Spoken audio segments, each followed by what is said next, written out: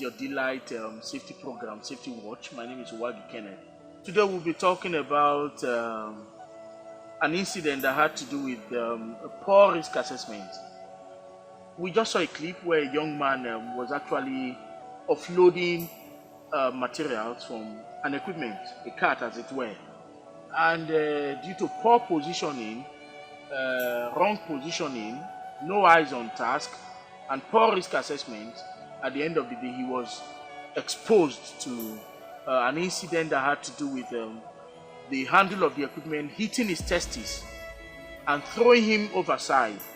And at the end of the day, the summary is that he was exposed, to an incident that had to do with poor risk assessment.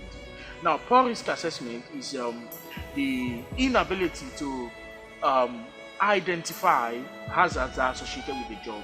And we can also, in a summary, say risk assessment is the assessment or the calculation of the likelihood of a failure and the severity. That's what a risk assessment is.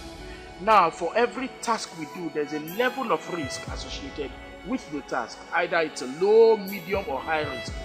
We usually do a risk assessment so that we can achieve a low risk situation, risk as low as reasonably practicable, so we can take it. One of the ways to do a risk assessment is to ask yourself a very vital question when, about, while, and after performing any task. And that simple question is, what things could go wrong? Now, when you task yourself of these questions, basically certain answers will come. And those answers would have to do with questions like, what are the hazards associated with that activity? When we talk about hazards, we're talking about situations, things that have the potential to cause harm. Having looked at the hazards associated with that job, look at the assessment, look at the likelihood of a failure. What could go wrong? Make sure that whatsoever you put in place, nothing goes wrong. Looking at what you think could go wrong. So basically, before we do any task, let's do a risk assessment. Let's ask ourselves what things could go wrong. Identify the hazards, the potential risks associated with such tasks.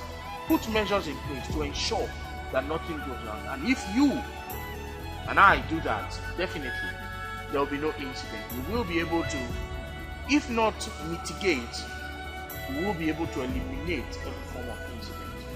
Thank you, viewers. Do have a wonderful day until we see next week. Thank you.